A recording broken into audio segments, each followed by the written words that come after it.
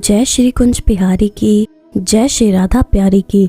हरे कृष्णा कृष्णा कृष्णा हरे हरे, हरे रामा राम राम हरे हरे। भगवत रसिक channel में आप सभी का स्वागत है। हरि के प्यारे भक्तों, आप सभी आरती या भजन करते हुए तालियां तो जरूर बजाते होंगे, पर क्या आपने कभी ये सोचा है कि हम आरती, भजन और कीर्तन करते समय तालियां क्यों बजाते हैं? अगर आपको ये नहीं पता तो ये वीडियो आपके लिए है। मगर ये जानने से पहले अगर आपने अभी तक इस चैनल को सब्सक्राइब नहीं किया है तो जल्दी से इस चैनल को सब्सक्राइब करें, ताकि नई वीडियो अपलोड होते ही आपके पास उसकी नोटिफिकेशन आ जाए और आप सबसे पहले उस वीडियो को देख सको। तो चलिए जानते हैं। हम अक्सर ही ये देखते हैं कि जब भी आरती, भजन और कीर्तन होता है तो उसमें सभी लोग तालियां जरूर बजाते हैं, लेकिन हम में से बहुत से लोगों को ये मालूम नहीं होता कि आखिर तालियां बजाई क्यों जाती हैं।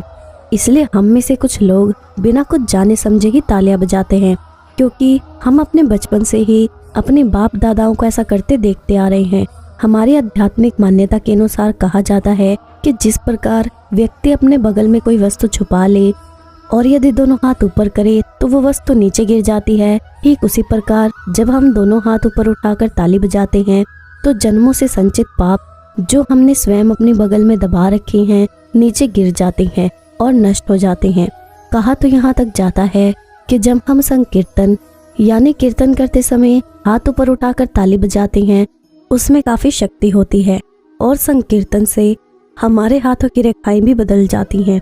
पर यदि हम आध्यात्मिकता की बात को थोड़ी देर के लिए छोड़ भी दें तो वैज्ञानिक रूप से एक्यूप्रेशर सिद्धांत के अनुसार मनुष्य के हाथों में पूरे शरीर के अंग और प्रत्यंग के दबाव बिंदु होते हैं, जिनको दबाने पर संबंधित अंग तक खून और ऑक्सीजन पहुंचने लगते हैं और धीरे धीरे सभी रोग ठीक होने लगते हैं। और ये जानकर आपको बेहद ही खुशी और आश्चर्य भी होगा कि इन सभी दबाव बिंदुओं को दबाने का सबसे सरल तरीका होता है ताली। असल में ताली दो प्रकार से बजाई जाती है। पहला, ताली में बाएं हाथ की हथेली पर दाएं हाथ के चारों उंगलियों को एक साथ तेज दबाव के साथ इस प्रकार मारा जाता है कि दबाव पूरा हो और आवाज अच्छी आए। इस प्रकार की ताली से बाएं हथेली के फेफड़े, लीवर, पित्ताशय, गुर्दे, छोटी आंत और बड़ी आंत और दाएं हाथ की उंगली के साइंस के दबाव बिंदु दबते हैं और इससे इन अंगों तक खून का प्रवाह तीव्र होने लगता है। इस प्रकार की ताली को तब तक बजाना चाहिए जब तक कि हथेली लाल ना हो जाए। इस प्रकार की ताली कब्ज, एसिडिटी, मूत्र संक्रमण, खून की कमी और श्वास लेने में तकलीफ, इन सभी रोगों में लाभ पहुंचाती है। दूसरी ताली है थप्पी ताली। इस ताली में दोनों हाथों के अंगूठे से कनिष्का और कनिष्का से तर्जनी यानी कि सभी उंगलियां अपने समांतर दूसरे हाथ की उंगलियों पर पड़ती हो, हथेली पर पड़ती हो। इस प्रकार की ताली की आवाज बहुत तेज और दूर तक जाती है। इस प्रकार की ताली कान, आँख, कंधे, मस्तिष्क, मेरुदंड के सभी बिंदुओं पर दबाव डालती है। इस ताली का सर्वाधिक लाभ फोल्डर और सोल्जर, डिप्रेशन, अनिद्रा, स्लीप डिस्क, स्पोगोलाइसिस, आंखों की कमजोरी में पहुंचता है। एक्यूप्रेशर चिकित्साओं की राय में इस ताली को भी तब तक बजाया जाए जब तक कि हथेली लाल ना हो जाए। इस ताली से अन्य अंगों के दबाव बिंदु सक्रिय हो उठते हैं और ये ताली संपूर्ण शरीर को सक्रिय करने में मदद करती है। यदि इस ताली को तेज और लंबा बजाया जाता है तो शरीर में पसीना आने लगता है, जिससे कि शरीर के विषैले तत्व पसीने से बाहर आकर त्वचा को स्वस्थ रखते हैं। और तो और ताली बजाने से न सिर्फ रोगों से रक्षा होती है बल्कि कई रोगों का इलाज भी हो जाता है। जिस तरह कोई ताला खोलने के लिए चाबी की आवश्यकता होती है, ठीक उसी तरह कई रोगों को दूर करने में ये ताली न सिर्फ चाबी का ही काम करती है बल्कि कई रोगों का ताला खोलने वाली होने से इसे मास्टर चाबी भी कहा जाता है, क्योंकि हाथों से नियमित रूप से ताली बजाकर कई रोग दूर किए जा सकते हैं और स्वास्थ्य की समस्याओं को सुलझाया जा सकता है। श्री रामकृष्ण देव कहा करते थे, ताली बजाकर प्रातः काल और सायंकाल हरि नाम भजा करो। ऐसा करने से सब पाप दूर हो जाएंगे। जैसे पेड़ के नीचे खड़े होकर ताली बजाने से पेड़ पर बैठी सभी चिड़िया उड़ जाती है, वैसे ही ताली बजाकर हरि नाम लेने से देह रूपी वृक्ष से सभी अविद्या रूपी चिड़िया उड़ जाती हैं। प्राचीन काल से मंदिरों में पूजा, आरती, भजन और कीर्तन में समवेतु रूप से ताली बजाने की परंपरा रही है, जो हमारे शरीर को स्वस्थ रखने का एक अत्यंत उत्कृष्ट साधन है। चिकित्सकों का कहना है कि हमारे हाथों में एक्यूप्रेशर पॉइंट्स अधिक होते हैं। ताली बजाने के दौरान हथेलियों के एक्यूप्रेशर केंद्रों पर अच्छा दबाव पड़ता है, जिससे शरीर की अनेक बीमारियों में लाभ पहुंचता है और शरीर निरोगी बनता है। इसलिए ताली बजाना एक अच्छा व्यायाम है। इससे शरीर की निष्क्रियता खत्म होकर कार्यशीलता बढ़ती है। रक्त संचार की रुकावट दूर होकर अंग ठीक तरह से कार्य करने लगते हैं। रक्त का शुद्धिकरण बढ़ जाता है और हृदय रोग, रक्त नालिकाओं में रक्त का थक्का बनना रुक जाता है। फेफड़ों की बीमारियां दूर होती हैं। रक्त के श्वेत रक्तकण सक्षम तथा सशक्त बनने के कारण शरीर में चुस्ती, फुर्ती और ताजगी का एहसास होता है। रक्त में लाल रक्त कणों की कमी दूर होकर वृद्धि होती है और स्वास्थ्य सुधरता है। इसलिए पूजा कीर्तन में तालबद्ध तरीके से अपनी पूरी शक्ति से ताली बजाएं और रोगों को दूर भगाएं। इससे तन्मय होने और ध्यान लगाने में भी सुविधा होगी। इस तरह ताली दुनिया का सर्वोत्तम और सरल सहज योग है, और यदि प्रतिदिन नियमित रूप से हाथों से ताली बजाकर कई रोग दूर किए जा सकते हैं और स्वास्थ्य की समस्याओं को सुलझाया जा सकता है। तो चलिए अब जानते हैं कि आशीर्वाद के लिए पैर ही क्यों छुए जाते हैं। अपने से बड़ों का अभिवादन करने के लिए चरण छूने की परंपरा सदियों से चलती आ रही है। सनातन धर्म में अपने से बड़े के आदर के लिए चरण स्पर्श उत्तम माना गया है। आशीर्वाद के लिए पैर छूने का एक वैज्ञानिक कारण है। दरअसल हमारे शरीर में ओपन एनर्जी के 3 सेंटर हैं। पहला माथा, दूसरा हाथ और तीसरा पैर। पैरों में ओपन नाड़ी होती है, जहां से ऊर्जा निकलती है। आशीर्वाद लेते समय हम अपने हाथ से सामने वाले के पैर छूते हैं, यानी हमारी एनर्जी के एक सेंटर का दूसरे की एनर्जी के सेंटर से संपर्क हो रहा है। इसके बदले में सामने वाला हमारे माथे पर अपने हाथ रखता है। इस तरह से एक एनर्जी सर्किट पूरा होता है और सही मायनों में पैर छूने वाले की जिंदगी में सकारात्मक ऊर्जा आती है।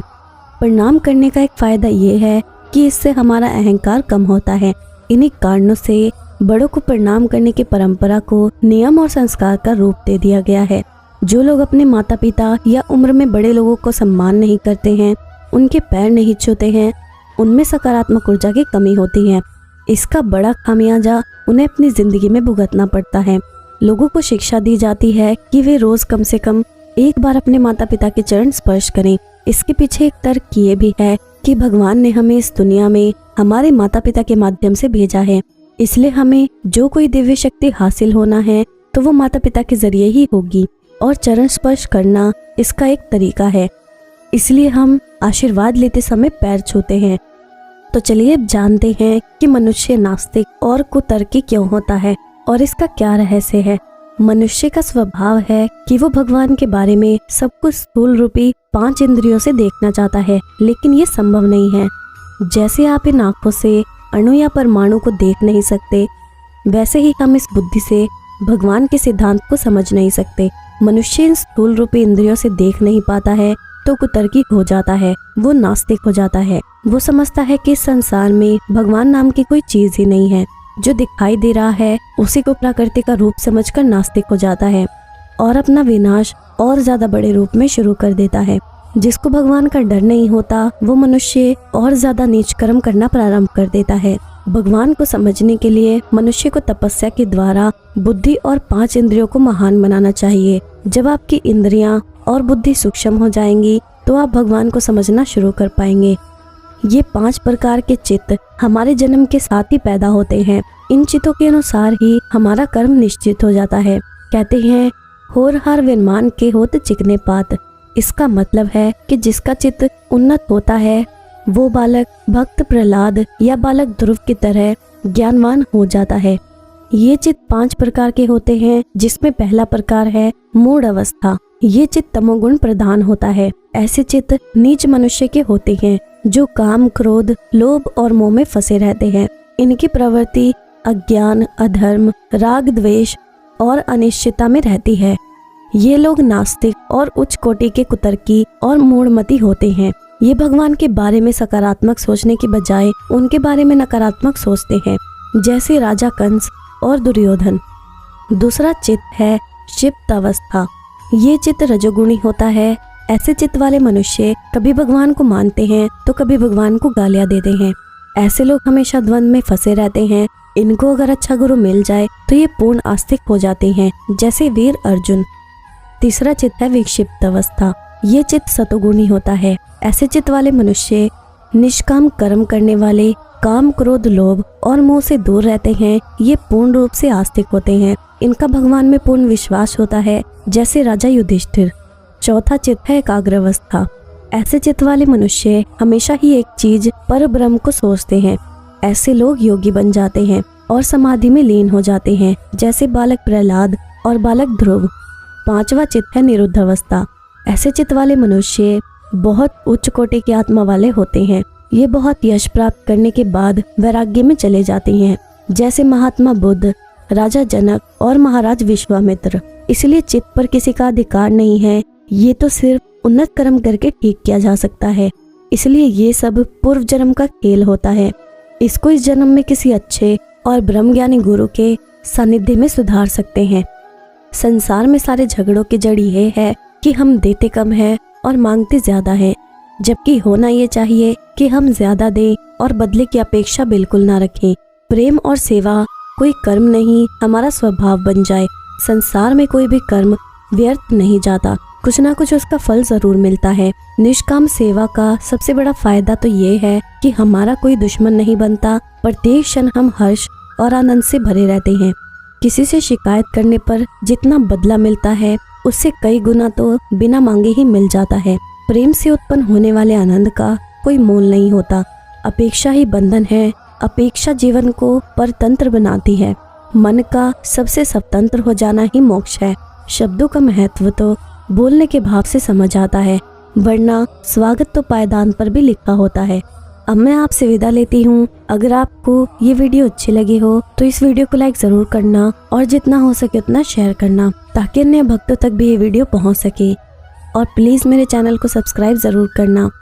जय श्री कुंज बिहारी की, जय श्री राधा प्यारी की। हरे कृष्णा कृष्णा कृष्णा हरे हरे, हरे रामा राम राम हरे हरे।